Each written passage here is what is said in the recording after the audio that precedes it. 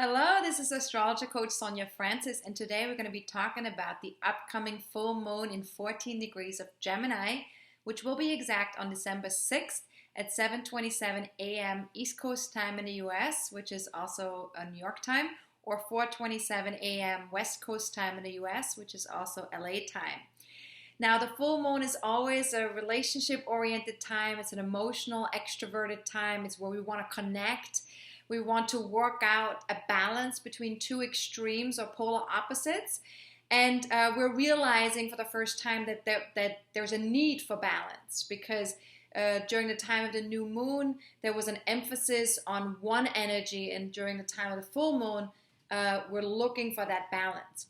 Now, the new moon was in Sagittarius 2 weeks ago. So the emphasis for the last 2 weeks was on gaining a wider perspective in our lives, going beyond facts and learned knowledge, and to really look at our life experiences and the wisdom that we've gained from them, and to see if we can look at things in a slightly different way and look at our beliefs and what we're believing in. Now, with Gemini, with that Gemini energy coming in and wanting to find that balance between Gemini and Sagittarius, we're really trying to stay connected to our day-to-day mind. We're trying to process and share information as fast and as much as possible. So it's a very social time. It's a time where we really want to connect with other people. And so these next 2 weeks are definitely going to be a time where we have a lot of energy and a lot of going on, and a lot of needing to have interactions with other people, which serves our North Node journey right now, because the North Node is in Libra. So Gemini right now is supporting this connection with other people and collaborating and making sure that we're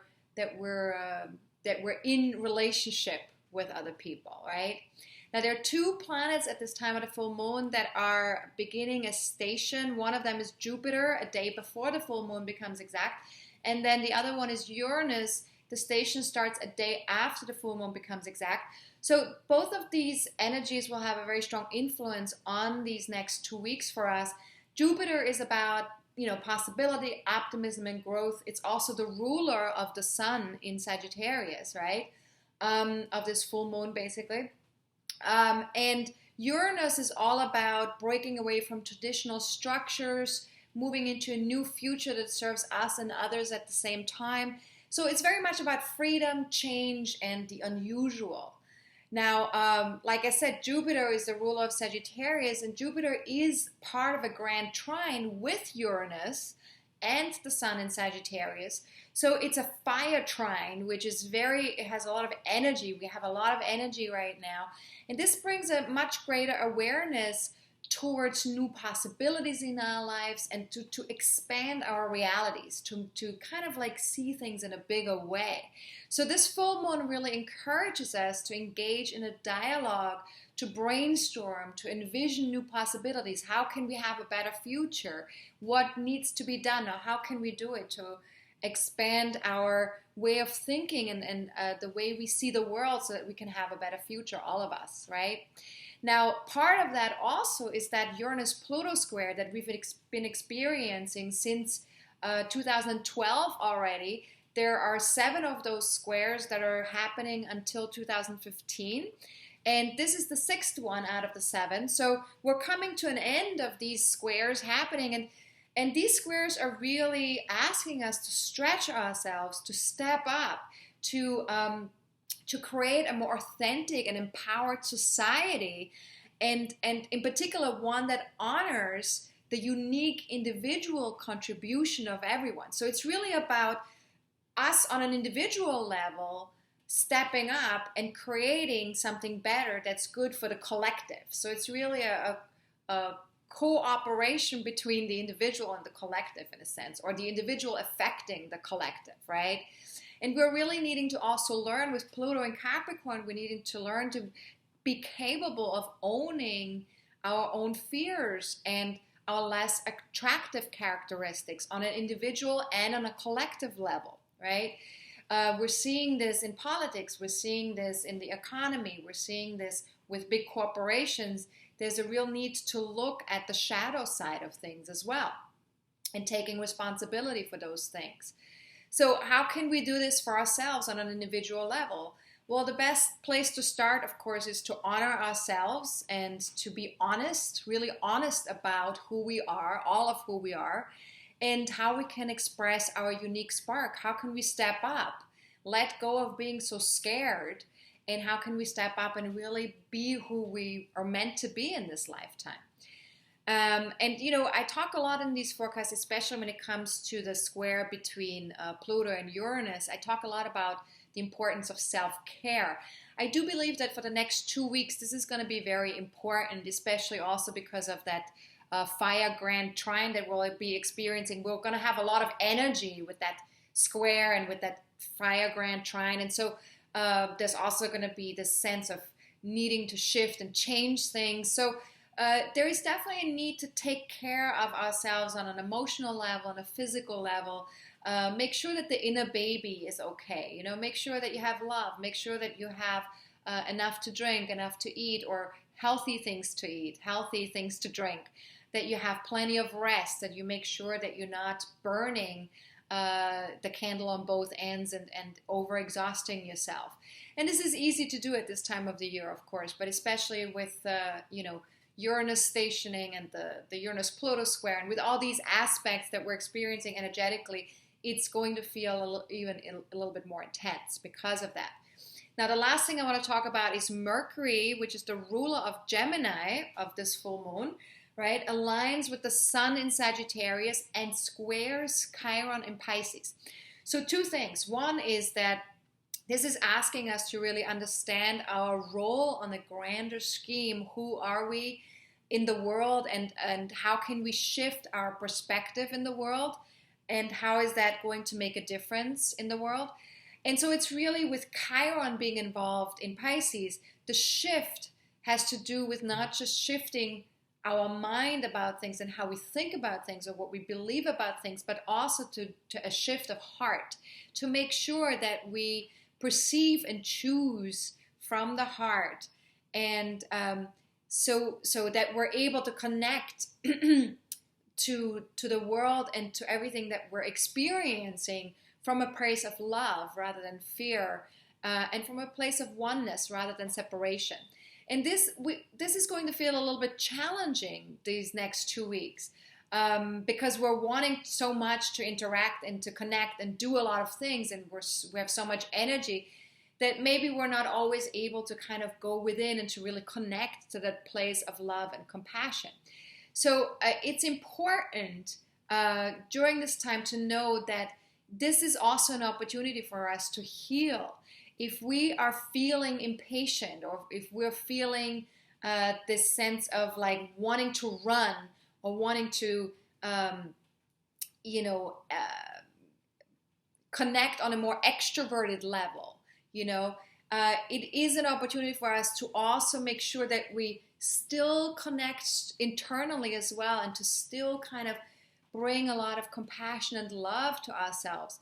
And so this is for us an opportunity to stretch ourselves and to open ourselves up towards bringing love and understanding to everything around us, and that includes ourselves, of course, always, right? Now, Chiron, the wounded healer, is the focus planet of the T-square towards the full moon.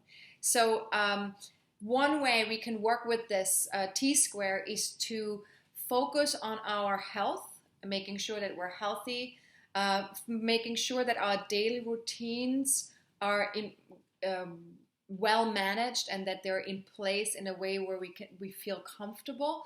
If we can focus on that, it will help us to do the inner work in a way where we can connect to ourselves in a more compassionate way, and maybe also connect to humility a little bit, because being human is not always easy, right, as we know, and especially when there's so much energy in the air and so much going on, it sometimes can be a little bit challenging and maybe also a little bit overwhelming to be living in this world and being able to accomplish everything that we want to accomplish, right?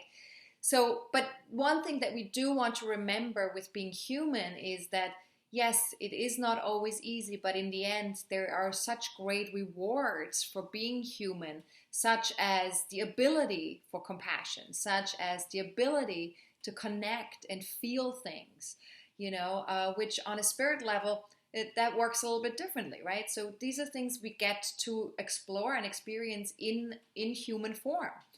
And the more we can bring understanding and compassion to our daily routines, to our work, the more we will experience the true meaning of this human life that we're in. We can really then appreciate and embrace, oh, this is really wonderful what we're doing here. So one thing we could examine and also take a look at, like, what are we exactly in service to? What are we trying to be of service to? So this is a great question maybe to ask yourself with this full moon. And I have a couple of other final coaching questions as well for you, because I do feel that coaching questions are really powerful. And when we can sit with a question, rather than trying to answer it right away, to just sit with the question and see what comes up for us on an emotional level, on a thought level, but also on a physical level. Maybe we're experiencing sensations in the body.